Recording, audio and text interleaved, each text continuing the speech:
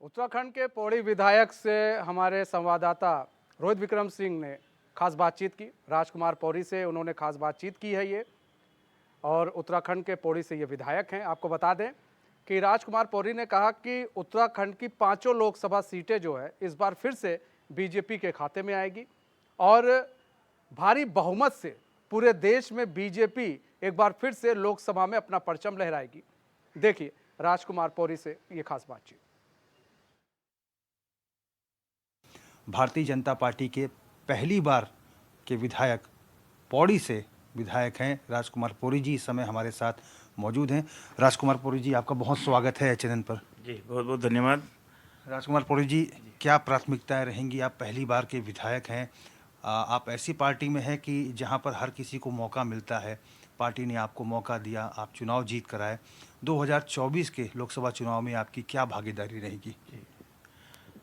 मैं पहली बार तो आप सबका, आपका और आपके चैनल का बहुत बहुत आभार व्यक्त करता हूं कि आपने ये मुहिम शुरू की है कि भारतीय जनता पार्टी आगामी लोकसभा चुनाव में किस तरह से फतह हासिल करेगी और क्या हम लोगों के मुख्य बिंदु होंगे। तो भारतीय जनता पार्टी का तो बहुत पुराना अपना एक शुरुआती से काम करने वाला एक अपना करैक्टर होता है और भारतीय जनता पार्टी बूथ स्तर तक शुरू से काम करती रहती है। हमेशा हम लोग काम करते रहते हैं जो संगठन के लोग हैं, और भारतीय जनता पार्टी का संगठन बहुत मजबूत हुआ करता है हमेशा। इसी वजह से आज विश्व की नंबर 1 पार्टी बनी है भारतीय जनता पार्टी, और हम लोगों की तैयारी हमेशा, हम चुनाव के लिए तैयार रहते हैं संगठन की दृष्टि से। और हमें जो आदेश प्रदेश संगठन की तरफ से मिलेगा उसमें हम पूरी तरह से भागीदारी करेंगे। मैं जनता की तरफ से प्रतिनिधि चुन के आया हूं और भारतीय जनता पार्टी ने मुझे आशीर्वाद दिया और अपना संरक्षण दिया कि मुझे टिकट पौड़ी सीट पे दिया है। इसके लिए भी मैं आभार व्यक्त करता हूं अपनी पार्टी का कि उन्होंने मुझे पहचाना कि मैं कार्यकर्ता के रूप में पहले मैं पूर्व में जिलाध्यक्ष भी रहा हूँ, तो इस नाते मुझे संगठन की ABCD मालूम है। तो हम लोग ज़मीन से जुड़ के काम करते रहते हैं।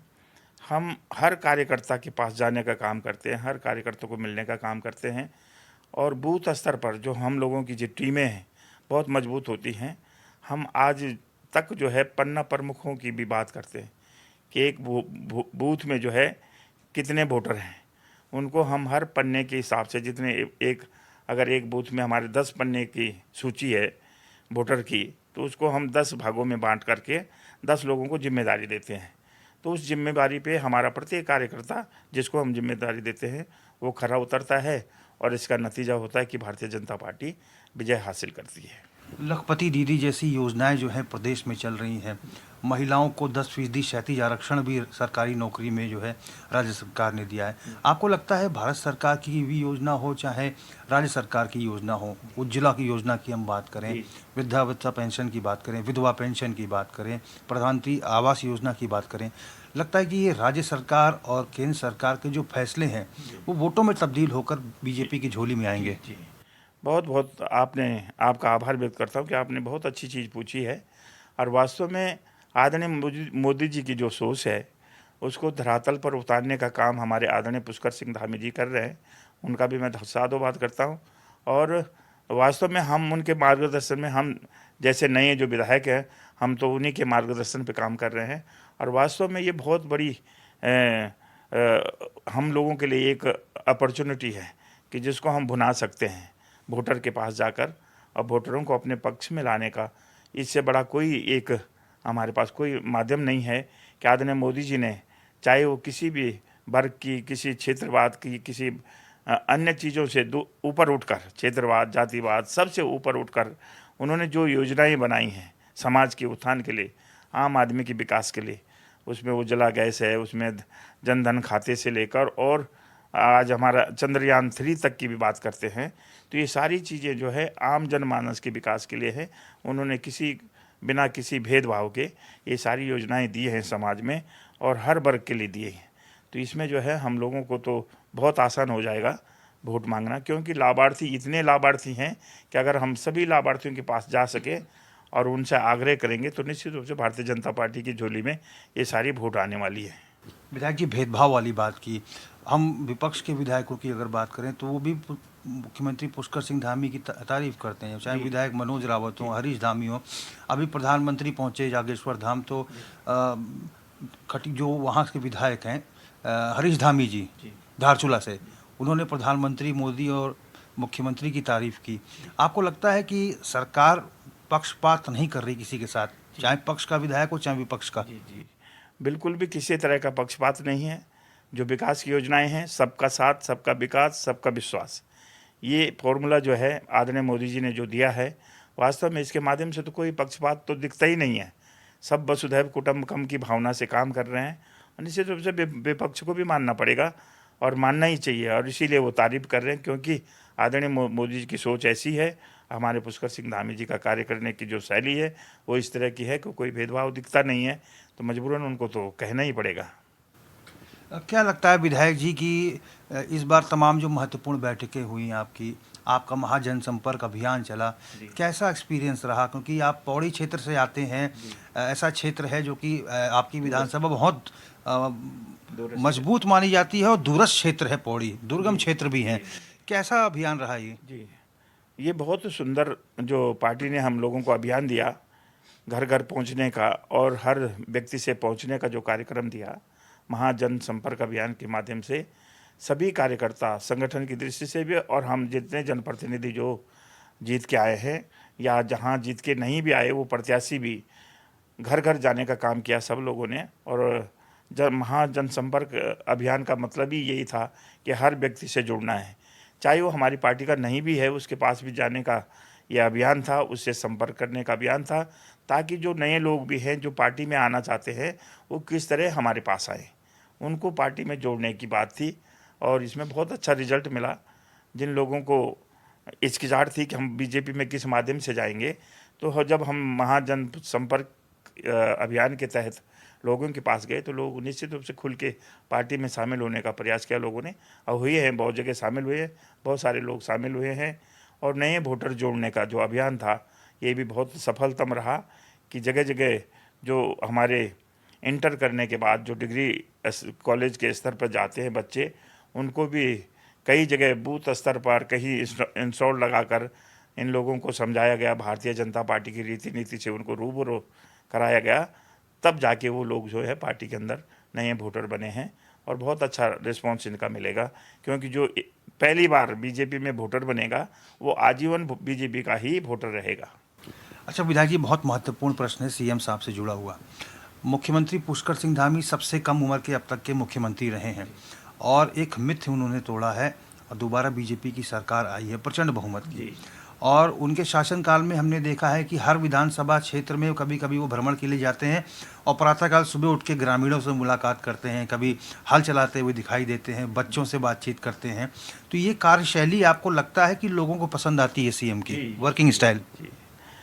हर आदमी चाहता कि हमारा जो मुख्यमंत्री है, हमारा प्रधानमंत्री है, या हमारा जो नज़दीक का विधायक है, क्षेत्रीय जनप्रतिनिधि है, वो हर व्यक्ति से मिल जाए, आसानी से उपलब्ध हो जाए।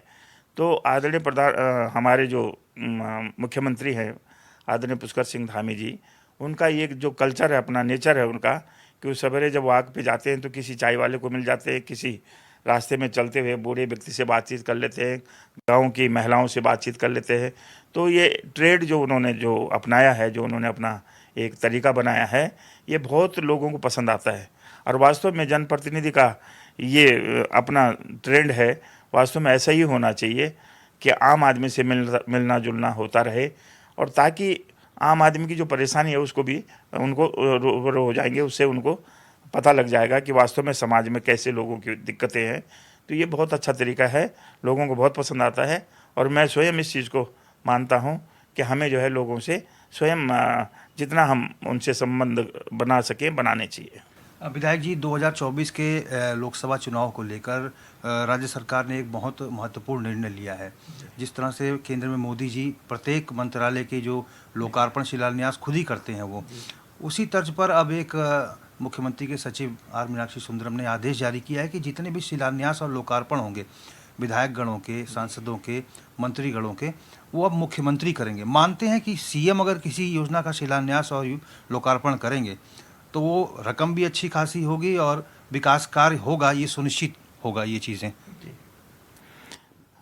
इस संबंध में मैं इतना ही कहूँगा कि ये अगर आदरणीय मुख्यमंत्री जी की सोच निकली हुई है, जैसे प्रधानमंत्री जी ने अपने हमारे पूरे भारतवर्ष में ये नियम चलाया है, तो अगर ये अच्छा है तो अच्छा है कि क्योंकि विकास के लिए विकास निधि तो ज़्यादा चाहिए और मुख्यमंत्री किसी चीज़ का उद्घाटन करेंगे तो निश्चित रूप से मैं धनराशि भी अधिक वाले ही कार्यक्रमों का उद्घाटन करेंगे, क्योंकि जितना बड़ा व्यक्ति उद्घाटन करेगा तो उसकी धनराशि भी उतनी होगी, वो योजना उतनी पावरफुल होगी। तो इसमें ठीक है, उनका अगर ऐसा मानना है तो हो सकता है ये सभी लोगों की सहमति होगी, इसमें हम लोग भी। पार्टी आप पर बहुत विश्वास करती है और जनता ने भी बहुत विश्वास किया है। 2024 के लोकसभा चुनाव में पौड़ी में पूरे आपकी कॉन्स्टिट्यूंसी में जिम्मेदारी आपके ऊपर रहेगी। दूरस्थ क्षेत्र हैं, दुर्गम क्षेत्र हैं, कैसे करेंगे लोग 2024 की कैंपेनिंग? पार्टी की तरफ से क्या निर्देश प्राप्त हैं? अभी तो पार्टी जो संगठन की तरफ से जो काम कर रही है, जहाँ जहाँ हम लोगों को जिम्मेदारी दे रहे हैं तो हम लोग उसमें काम कर ही रहे हैं। और आगे भी जो हम लोगों को पार्टी प्रदेश संगठन के माध्यम से जो हमको दिशा निर्देश मिलेगा या राष्ट्रीय नेतृत्व के द्वारा जो हम लोगों को जिम्मेदारी दी जाएगी, उसको हम पूरा करेंगे। उसमें हमने पूरा तैयारी के साथ मतलब हम उसको करेंगे। बाकी मेरी विधानसभा के अंदर केवल 3.5 ब्लॉक आते हैं, तो 3 ब्लॉकों में है कि हमारे मंडल अध्यक्ष हैं वहाँ पर, उनके द्वारा हम लोग संगठन का काम करेंगे। उनके माध्यम से हमारी जो खुद व्यक्तिगत जो हमने प्रतिनिधि बनाए हैं उनके माध्यम से भी हम संगठन का काम करेंगे। बाकी मेरा तो निश्चित रूप से ये रहता है कि मैं रोज़ अपनी विधानसभा में रहता हूँ और निश्चित रोज़ लोगों से मिलना जुलना होता है पार्टी के संबंध में। आगामी चुनाव ये अपना 2024 का आने वाला है, इस बारे में बात होती रहती है कि किस तरह से हम इसमें फतह हासिल करेंगे। पूरी तैयारी के साथ हमारी विधानसभा पौड़ी जो है बहुमत के साथ में जीतेंगे। विधायक जी, मेरा अंतिम प्रश्न ये रहेगा कि 5 लोकसभा सीटों के लिए सम्मेलन आपके हो चुके। कांग्रेस की अगर बात करें, कांग्रेस बहुत पीछे चल रही है, अभी सम्मेलन पूरे नहीं हुए उसके। आप पौड़ी से विधायक हैं, पौड़ी लोकसभा सीट का कैसा सम्मेलन रहा? क्या आपकी भी जिम्मेदारी सुनिश्चित की गई है इसके दृष्टिगत? जी, पौड़ी लोकसभा क्षेत्र का जो सम्मेलन श्रीनगर में हुआ था उसमें मैं उपस्थित था और वास्तव में बहुत अच्छी तैयारी के साथ लोग वहाँ पर आए थे। जिन लोगों को वहाँ पे अपेक्षित लोग बुलाए गए थे उस सम्मेलन में, तो बहुत संख्या में लोग थे और मुझे लगा कि अनुभव जो मेरा अपना है कि लोकसभा पौड़ी जो है हमारी बहुमत से आने वाली है। लोग बड़ी ऊर्जा के साथ भारतीय जनता पार्टी के लिए जितने पदाधिकारी हैं, कार्यकर्ता हैं, कटिबद्ध हैं, कमर कस के जो काम करने वाले हैं। उत्तराखंड में कितनी सीटें 5 में से आएंगी और देश में क्या रहेगा बीजेपी का परचम? जी, मैं मानता हूं कि भारतीय जनता पार्टी की 5 सीटें आने वाली हैं उत्तराखंड की, और निश्चित रूप से हमारा उत्तराखंड ही नहीं पूरे देश में जो है बहुत बहुमत के साथ भारतीय जनता पार्टी की सरकार बनेगी। विधायक जी, अपना बहुमूल्य समय देने के लिए बहुत बहुत धन्यवाद। जी, बहुत नमस्कार आपका भी और बहुत धन्यवाद आपका कि आपने मुझ जैसे छोटे विधायक को, पहली बार के जीते हुए विधायक से अपेक्षा रखी कुछ जानने की, और जो मेरा लघुतम अनुभव था वो मैंने आपसे शेयर किया है और पार्टी के लिए हम हमेशा तत्पर हैं। तो हमने बात की भारतीय जनता पार्टी के पहली बार के विधायक पौड़ी विधानसभा क्षेत्र से राजकुमार पौड़ी जी से। स्पष्ट रूप से उनका कहना है कि पहली बार के विधायक हैं लेकिन संगठन से बहुत लंबे समय से जुड़े हैं और भारतीय जनता पार्टी के वो कार्यकर्ता हैं, एक सिपाही हैं और भारतीय जनता पार्टी ने जो दिशा निर्देश दिए हैं उसको वो पूरी तरह से पूरा करने का प्रयास करेंगे और प्रदेश में 5 लोकसभा सीटें आगामी 2024 के चुनाव में भारतीय जनता पार्टी जीत कर आएगी और देश में एक बार फिर से मोदी जी के नेतृत्व में प्रचंड बहुमत की बीजेपी की सरकार बनेगी। HNN 24/7 के लिए अपने कैमरा पर्सन हरीश भट्ट के साथ में रोहित विक्रम सिंह, देहरादून। हमारे इस खास पेशकश में फिलहाल इतना ही। मुझे दीजिए इजाजत। तो खबरों के साथ बने रहने के लिए देखते रहिए HNN न्यूज़। नमस्कार।